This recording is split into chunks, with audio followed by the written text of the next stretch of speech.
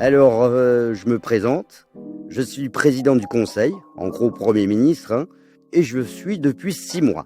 Ce qui est vraiment pas mal, hein, surtout dans cette très chère Troisième République où tous les chefs du gouvernement démissionnent tous les 3 mois. Et d'ailleurs, je suis plutôt bien parti pour rester, parce que j'ai fait du bon boulot pour alléger la crise économique. J'ai diminué les dépenses de l'État. On n'avait plus aucun franc dans les caisses, tout ça à cause de ces flemmards de fonctionnaires et de programmes sociaux qui servent à rien. J'ai aussi diminué les prix.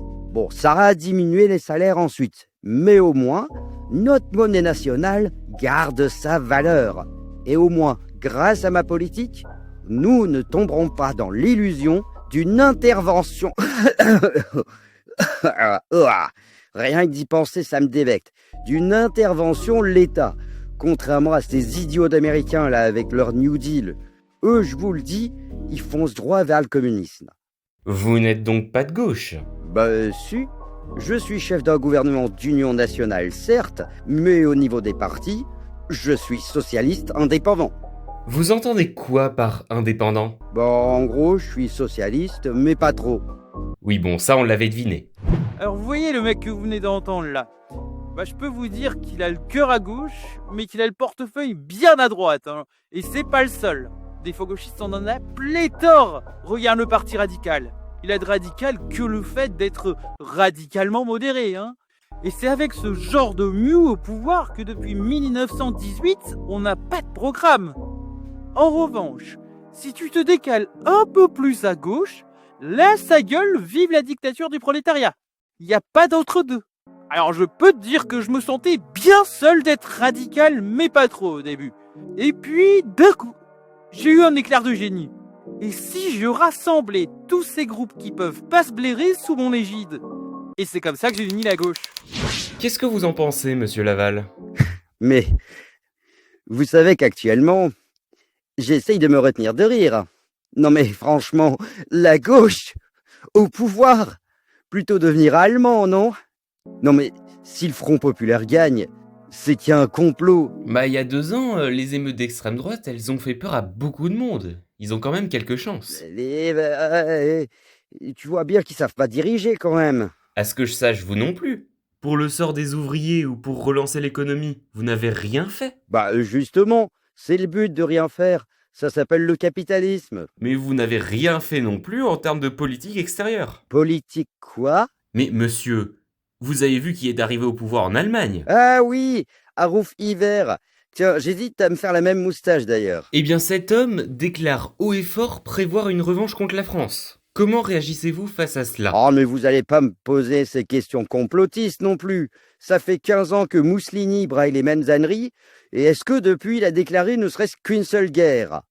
Qu'est-ce qu'il m'a dit, les Gaulois? Que vous êtes lâche et que la botte italienne chose du 32. Ah, mais y a pas que la botte, y a la Libye, y a l'Éthiopie. Et merde, y a pas l'Éthiopie. Attendez 2 minutes, je reviens. Mais vous venez vraiment de déclarer une guerre à l'Éthiopie? Si, on va refonder l'Empire romain. Mais vous disiez aux pays étrangers que vous étiez pacifiste. Si là vous projetez de faire la guerre, qu'est-ce que vous allez leur dire? Ah. Et... je voudrais mettre un terme à toutes les tromperies selon lesquelles le régime fasciste souhaite la guerre. Mais pourtant, vous avez bien écrit dans la doctrine du fascisme que le pacifisme est une lâcheté et que la guerre est une marque de noblesse. Écoutez, si un Français me reproche d'agrandir mes colonies, c'est l'hôpital qui se fout de la charité. Monsieur, il l'a fait. Il a déclaré une guerre. Faudrait peut-être se réveiller, non? Oh, et puis merde, voyons. C'est pas l'URSS non plus. C'est notre petite sœur latine. Ça peut pas être un ennemi. Ouais. Une petite sœur en crise d'adolescence, alors. Bon, au pire qu'on leur donne une partie de l'Éthiopie et on n'en parlera plus de la guerre. Monsieur, apparemment l'Assemblée refuse vos concessions à l'Italie et en plus, vous êtes viré. Bon, c'est pas grave, on se reverra. De toute façon, mon successeur va faire comme moi. Bonjour monsieur Sarro. Alors, qu'est-ce que vous prévoyez pour l'économie? Hein? Bon, ok. Et la situation internationale, vous comptez... Oula, mais c'est arrivé vite. On dirait qu'il s'agit d'une infraction du traité de paix par l'Allemagne. Qu'est-ce que vous répondez? C'est pas bien. Vous n'intervenez pas? Si, je vais intervenir un peu en baissant les prix. Bonjour monsieur Daladier. Vous êtes chef du parti radical. Vous vous êtes opposé à la rébellion d'extrême droite de 1934. Tout à fait. Alors j'imagine que vous devez vous sentir concerné par la montée du fascisme en Europe. Vous savez, la menace extérieure, ce n'est rien par rapport à la menace intérieure. Or là, on s'est déjà débarrassé du fascisme en France. Mais alors comment vous vous débarrasserez du fascisme hors des frontières? Oh bah, on a la Société des Nations. Grâce à elle, pas besoin de faire la guerre. On a juste à entreprendre des sanctions économiques. Et si le pays que vous sanctionnez, il a adopté l'autarcie et il compte envahir les autres pour piquer leurs richesses? On a la ligne Maginot. Eh bien décidément, droite ou gauche, vous vous foutez tous de la géopolitique. Ah d'ailleurs, en parlant de gauche et de droite, il y a les élections, faut que j'y aille. Comme j'ai rejoint le Front Populaire, je suis sûr qu'on va gagner. Et effectivement, on a gagné. À moi le gouvernement. Vous pensez que vous allez être nommé président du conseil? Oh, je ne pense pas. Je le sais. Vous êtes certain que le président de la République va vous nommer? Bon, vous allez qu'à lui demander. Il dira oui.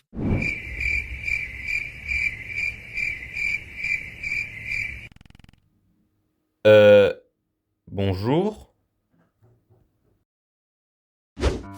Ah bah tiens, il vient de me répondre. Ah, c'est rapide de sa part. Ah, il m'a lâché un vu. Bon, qui ne dit mot consent, donc de facto, je suis Premier ministre. Sans déconner, ce rouge est à la tête du gouvernement. Il prévoit de dévaluer la monnaie, de réduire la journée de travail, d'augmenter les salaires, d'accorder des vacances payées. Non, on fonce tout le droit vers le précipice, là. Ce pays est en décadence. Il faut absolument appeler à l'aide à l'étranger qui remette un petit peu d'ordre dans toute cette Monsieur diablerie. Laval? Hein? Ah, vous enregistrez? Bah... Je reviendrai. Qu'est-ce que je suis soulagé! Alors que les tensions allaient se généraliser et ruiner l'Espagne, voilà que le Front Populaire espagnol se trouve un allié de taille. Avec la France, nous allons pouvoir former un bloc solide face aux hordes fascistes. Ah, c'est chouette les vacances. Merci Léon Blum. Monsieur? Oh, bah vous êtes là vous. On dirait que les journalistes sont pas en vacances, tiens. Mais monsieur, qu'est-ce que vous faites à Biarritz sans vous soucier de ce qui se passe à côté? Quoi, y a encore des grèves? Bah oui, c'est normal, c'est moi qui appelle à la grève. Mais non, mais plus grave, monsieur. Vous avez pas entendu parler du fasciste qui vient de déclarer la guerre civile en Espagne? Et on m'embête pour ça? Bah, faudrait peut-être intervenir si c'est un allié idéologique. Mais qui en a quelque chose à foutre de dehors? Bah, l'Italie et l'Allemagne qui soutiennent le camp opposé. Bon, écoutez, de toute façon, si je décide d'intervenir, les parlementaires, ils vont me virer. Et crois-moi, j'ai déjà tenté de les convaincre. Hein. Mais alors vous ne voulez vraiment pas aider les républicains espagnols? Bon, on va leur filer des flags en carton qui nous foutent la paix. Bah, la paix, les autres pays en profitent pour préparer la guerre. Bon, tu sais quoi? On va signer un comité de non-intervention. T'es content? Mais ça va servir à quoi si les Français sont les seuls signataires? Ah, on n'est pas les seuls, hein. On a l'Angleterre qui est d'accord avec nous. Et les États-Unis qui ont signé un décret de neutralité. C'est comme ça qu'on établit la paix. Moins on a de fusils, moins on se bat. Et moins on se défend, et plus on se rend facilement surtout. Bah non, on a la ligne Maginot et un état-major qui connaît par cœur les leçons de 14-18. Ah, on n'est pas bien dans nos forts de défense. On se croirait à la retraite. Et non pas à la retraite des troupes. Monsieur, en parlant de retraite, à quoi servent vos forts si l'ennemi rentre autre part? Mais comment voulez-vous entrer sur le territoire français? Au sud, nous avons les Pyrénées. À l'est, nous avons les Alpes. Au nord-est, nous avons la ligne. Et au nord, nous avons 3 pays tampons. Et ces pays tampons, ils ont une bonne armée si l'Allemagne passe par là? Comme en 14 d'ailleurs? Oh, voyons, nous avons aussi une ligne de défense. Les arbres de la forêt des Ardennes. Mais en dernier recours, est-ce que vous ne voulez pas, par précaution, engager une armée plus mobile pour réagir rapidement? Nous avons une armée mobile. Et une armée mobile plus grande que celle de chacun de nos voisins. Vous êtes sûr? Vous avez combien de chars d'assaut alors? Des chars d'assaut? Qu'est-ce donc? Bah le véhicule solide et rapide, qui est tout récent et qui est la base d'une armée mobile. Ah bon, vous parliez des chevaux. Eh ben oui, je le répète, on en a bien plus que nos voisins. De plus, nos chevaux sont d'excellente qualité, parce qu'ils ont été nourris de l'herbe tout droit sortie de nos belles terres de France. Cependant, il est vrai que le gouvernement Laval a réduit les dépenses militaires. Vous imaginez?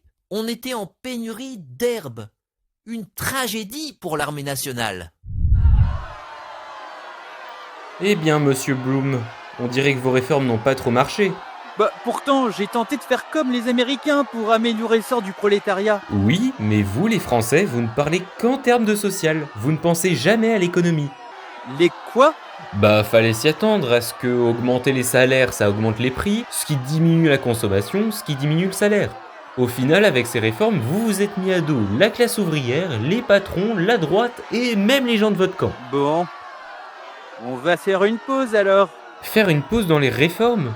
Vous ne serez pas en train d'avouer votre échec? Oh non, jamais. On fait une pause justement parce qu'on a trop bien fait. Et qu'il serait temps de se relâcher après une dure période de vacances, non? Ouais, bah, en tout cas, vous serez plus très longtemps Premier ministre. Mais on est en 37. Ça fait presque 1 an que je suis à ce poste. C'est un putain de record. Et de toute manière, ça va rentrer dans l'ordre. Faut juste que mon successeur me fasse pas tout capoter. Bonjour monsieur. Bonsoir. Qu'est-ce que vous faites sur le plateau? Je peux savoir qui vous êtes? Alors, j'ai 23 ans, je suis fils d'ouvrier et aujourd'hui député. Je me suis longtemps engagé au Parti communiste, mais il y a quelques jours, j'ai rompu avec. Mais comment ça se fait que vous êtes député? Vous m'avez pourtant l'air d'avoir un fort accent. Bon, écoutez, c'est normal. Mes parents sont des immigrés ouvriers originaires de Bruxelles. Vous avez la nationalité française? Tenez, voici ma carte d'identité. Donc vous dites que votre nom c'est Louis Blanchard. Exact. Et vous pouvez m'en dire un peu plus sur votre famille et votre parcours?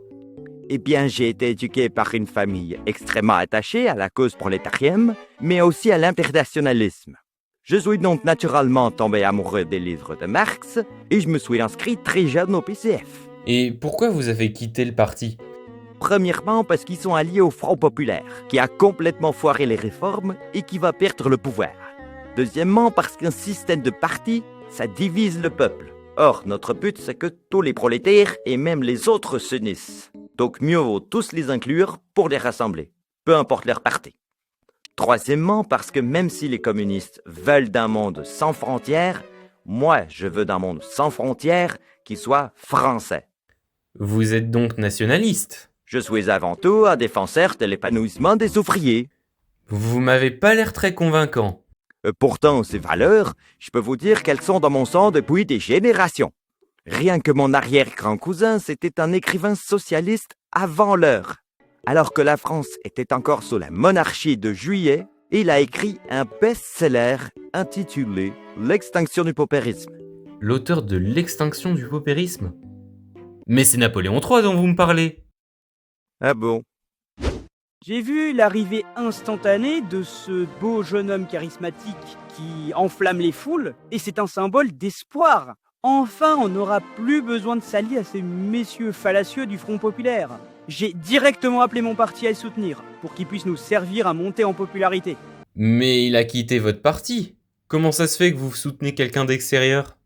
Il m'a contacté personnellement et il m'a dit que c'était une stratégie pour s'attirer les faveurs des gens, ce qui nous permettra de mener plus facilement le communisme au pouvoir. Et figurez-vous qu'il nous est extrêmement utile ce poulain. Bon, c'est la merde. On vient de perdre une partie de notre électorat à cause d'un idiot qui est parti de l'Alliance. Je sais même pas comment ce mec qui est sorti de nulle part a fait pour qu'on l'adule autant. C'est peut-être parce que beaucoup de gens ne croient plus au Front populaire. Et d'ailleurs, lui, il attire la sympathie du peuple. Il parcourt la France, galvanise les foules, ce que personne d'entre vous ne fait. Bah oui, on s'en fout du peuple. C'est le Parlement qui élit le président de la République. Et c'est le Parlement qui contrôle le président du Conseil. Récemment, j'ai été contacté par ce novice qui a quitté le Front populaire. Et moi qui, comme tout le monde, le prenais pour un con, finalement, j'ai été d'accord avec lui sur un truc. Ou plutôt, il a été d'accord avec moi. Il m'a dit qu'il était sincèrement déçu que tous les parlementaires aient refusé mes réformes sur le réarmement. Alors il est peut-être idiot, mais comme il est jeune, il comprend le mode moderne, et c'est l'un des seuls à être d'accord avec moi sur le fait que la guerre est inévitable. Mais ensuite, il a ajouté que mon erreur a été d'être trop complaisant avec, je cite, tous ces politicards ignares qui ne voient pas plus loin que le bout de leurs frontières. Et que selon lui, si le Front populaire n'atteint pas ses objectifs, il doit mourir. Bon, vous voyez qu'il est con quand même. Il sait pas que je suis obligé de toute manière d'annuler mes réformes pour pas me faire renverser au profit d'un faux gauchiste comme Daladier. Et que de toute façon, c'est le Parlement qui aura le dernier mot. Point. Alors me revoilà assez vite parce que figurez-vous que j'ai retrouvé l'espoir. Vous voyez le gamin belge là qui fait le tour des usines de France pour faire des discours. Vraiment, le peuple c'est son dada. Il est pire que Blum. Et bah vous savez quoi ? J'en suis content. Parce qu'il a quitté le Front populaire, il l'a critiqué. On dirait bien que la gauche vient de revenir vers sa tradition de toujours se diviser. D'autant plus que ce mec nous a contactés. Et il nous a montré que ce qu'il fait, c'est que du pipeau. Qu'il essaye de séduire les masses pour les détourner du communisme et qu'il nous propose de les attirer dans notre camp. Et la seule condition qu'il nous donne, c'est d'abolir la loi qui interdit les familles royales de résider en France. Je comprends pas vraiment pourquoi, mais franchement, c'est une affaire incroyable à ce prix-là. Mais vous le croyez, vous ? Vous allez pas me dire qu'il essaye de nous manipuler quand même. Vous me faites rire, hein. Non mais, tu vois bien la gueule du bambin. Forcément, avec cette belle bouille, il est populaire. Mais il en fera quoi ? C'est nous qui allons en profiter. C'est un crétin qu'on mènera. Bon, ça a l'air de plutôt bien marcher. Les Français ont confiance en moi. Et les parlementaires, qu'ils soient du Front populaire ou de droite, sont de plus en plus à me rejoindre. Comme ça, si, hypothétiquement bien sûr, je deviens Premier ministre une fois, le Parlement ne voudra pas me renverser. Mais vous faites comment pour attirer tous ces gens ? Bah, je manipule tout le monde. À gauche, je parle de peuple. À droite, je promets de rétablir l'ordre. Dans les usines, je crie « À mort le patronat ». Dans les campagnes conservatrices, je crie « Vive notre patrie ». Dans les régions, je fais mine de parler les dialectes. Bon, devant vous, faut que je me débarrasse de cet accent. En Algérie, je crie « À mort l'oppression ». Chez les prostituées, je leur promets le droit de vote aux femmes. Devant l'armée, je promets d'augmenter les dépenses militaires, voire d'établir une économie de guerre. Et dans le milieu politisé, je joue l'idiot pour paraître inoffensif. Bref, je promets tout et son contraire selon les personnes qui y a devant moi, parce qu'il faut inclure tout le monde. Donc si je comprends bien, vous êtes plus intéressé par le pouvoir que par les idées politiques. Ah non, des idées j'en ai. Si je fais ça, c'est pour unir les Français face aux dangers que représentent les dictatures extérieures qui vont nous déclarer la guerre. Mais le problème, c'est que tous ces vieux parlementaires sont tous des pacifistes incurables.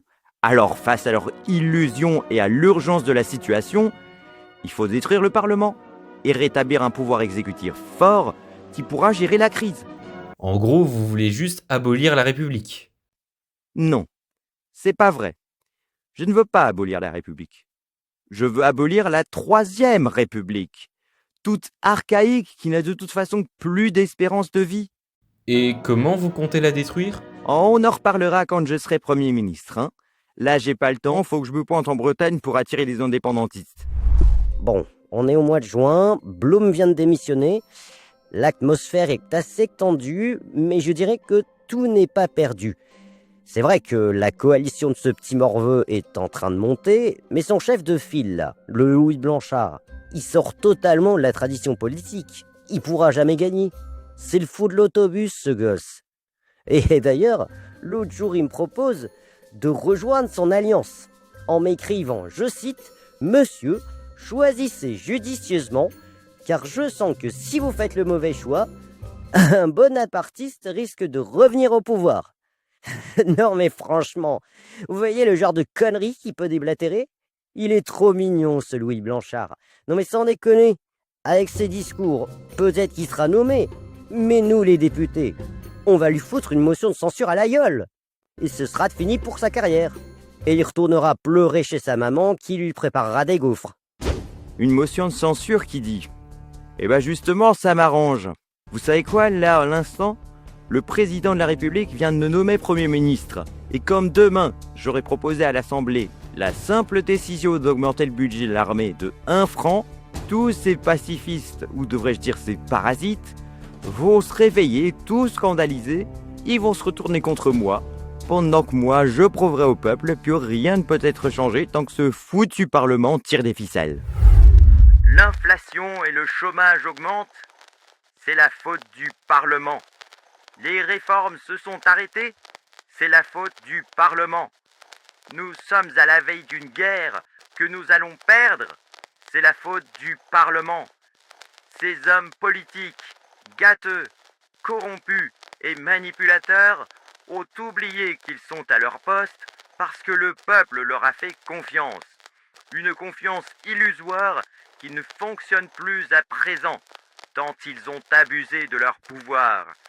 Alors, mon cher citoyen, est-ce que tu acceptes toujours de te soumettre à ces rats obèses ? Mon cher citoyen, est-ce que tu es en colère ? Mon cher citoyen, est-ce que tu t'aperçois que tes cris de colère ne sont même pas entendus par leurs oreilles sourdes pleines de cérumen ?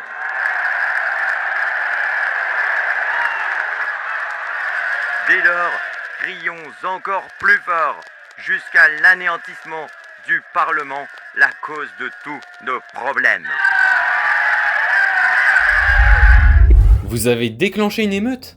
Non, ça c'était juste un discours symbolique pour déstabiliser ma cible. Rappelez-vous que j'ai promis de rétablir l'ordre, pas de le détruire. Donc pour prendre le pouvoir, j'ai pas appelé le peuple, j'ai appelé l'armée. Vous avez le soutien de l'armée ? Ah bah oui. Voyez-vous, l'état-major est assez divisé. Bon, on a toujours ces vieillards qui dirigent l'état-major et qui sont à l'image de ces hommes politiques, c'est-à-dire totalement à côté de la plaque. Et t'en as d'autres qui sont beaucoup plus malins et qui savent qu'il faut réformer l'armée. J'ai notamment repéré un colonel, un certain...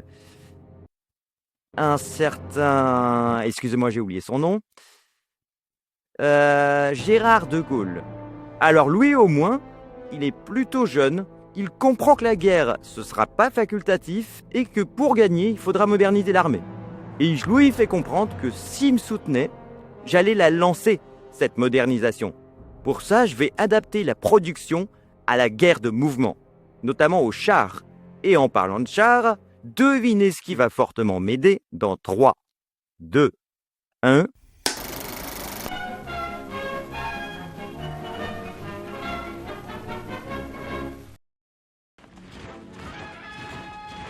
Today on the 22nd of June 1937, across the Channel, the regime of liberty yielded to force. This morning at dawn, the city of Paris awoke to the roar of military boots and the thundering sounds of artillery fire. Rumors had been circulating in recent days, but nothing had foreshadowed such a maneuver.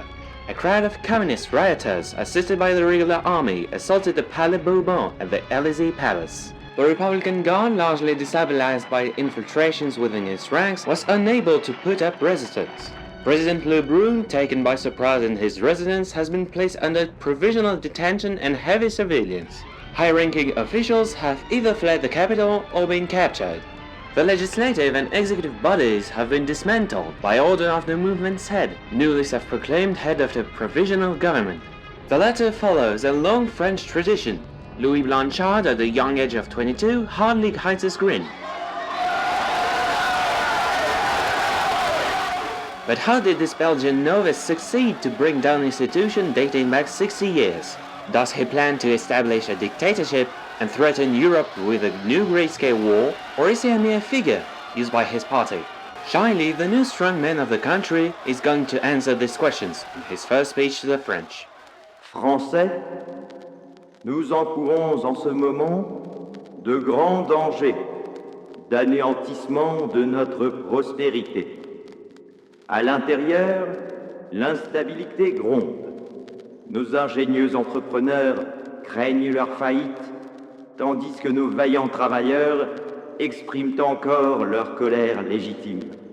Les premiers endurent la perte de leur poids face à la concurrence étrangère et se méfient de l'arrivée d'un régime qui souhaite leur mort. Quant aux seconds, ils subissent l'augmentation des prix et la persistance du chômage, contre lesquels le pouvoir en place a prétendu essayer de lutter. La France est divisée et a été jusque-là incapable d'avancer du fait de l'incapacité de la bureaucratie. Tandis qu'à l'extérieur, chaque puissance étrangère se régale de voir la France agoniser. La Russie, dans son infatigable gourmandise, fait semblant de défendre le prolétariat pour appliquer ses prétentions de domination du monde entier et d'annihilation de notre patrie et de nos libertés sacrées. Notre voisine italienne, éprise d'un immense orgueil, ne cache pas son désir de nous couper de nos territoires du Midi. Il en va de même de notre ancien ennemi, l'Allemagne, d'une irrationalité vengeresse sans précédent, qui n'a pas appris des leçons des désastres passés et souhaite en causer de nouveaux, ce dans le but d'anéantir le peuple français. Tous sont une réelle menace pour la paix et la sécurité mondiale que nous pensions acquises et en laquelle les gouvernements précédents de France ainsi que celui d'Angleterre, dans leur mollesse illusoire, avaient encore l'illusion de croire. La France est grande, les Français sont des lions, mais ils ont longtemps été dirigés par des ânes, convaincus que la somnolence sauvera la France, inconscients que le retour de la guerre est inévitable. Mais si la France n'agit pas, elle subira le même désastre que sa voisine espagnole, dont le clivage mène aujourd'hui à des massacres qui ne profitent qu'à l'étranger. Il est dès lors de mon devoir de mettre fin au règne de ces institutions vieillardes, au modèle économique vieillard, à l'état-major vieillard et à la politique extérieure vieillard. Dans ma qualité de président du Conseil à titre provisoire, je désire réconcilier et unifier tous les Français, afin que nous puissions construire ensemble une nation en paix, une nation prospère, une nation au mode de vie stable, une nation d'avenir. Cela signifie avant tout construire une nation capable de se défendre face aux guerres à venir. Je ne vois alors qu'une solution pour sauver les Français. Nous ne devons plus fermer les yeux. Nous devons procéder à une économie de guerre.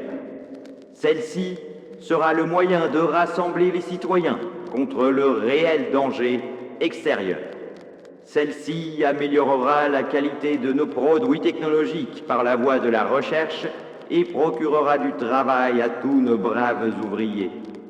Avec cet effort, nous ne partirons pas la fleur au fusil et la guerre sera courte, car en notre faveur. Français, tu es dépassé par les événements, moi aussi. Tu aimerais juste vivre convenablement, mais tu n'es pas écouté. Dès lors, moi, dans ma qualité de président du Conseil provisoire, je décide de te redonner le droit de parole que le régime précédent t'a arraché. Je rétablis le dialogue, outil indispensable dans une démocratie, en lançant un référendum. Je te pose ainsi la question suivante. Veux-tu, oui ou non, changer les choses? Vive la République et vive la France.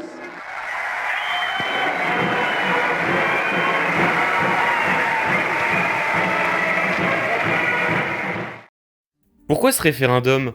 En fait, c'est très simple. Si le peuple veut changer les choses, ça passe par changer la Constitution. Du coup, par ce vote, il va approuver le fait que je puisse faire ce que je veux avec la Constitution. Comme ça, je vais retirer les pouvoirs au Parlement et garder le pouvoir à vie. Mais vous êtes extrêmement démagogue. Non, je suis Bonaparte. Louis, Jérôme, Victor, Emmanuel, Léopold, Marie, Napoléon. Bonaparte. Mais la population, elle a vraiment accepté? Oui, et d'ailleurs le oui a été voté à 97%. Vous savez pourquoi? Parce que j'ai laissé les femmes voter clandestinement. Bah oui, j'ai promis le droit de vote aux femmes, donc naturellement elles m'ont toutes soutenu. Bon ok, il y a eu 80% d'abstention, mais qui ne dit mot consent. Et moi, je suis content. Bon, sur ce, moi je vous laisse, j'ai une constitution à rédiger là maintenant.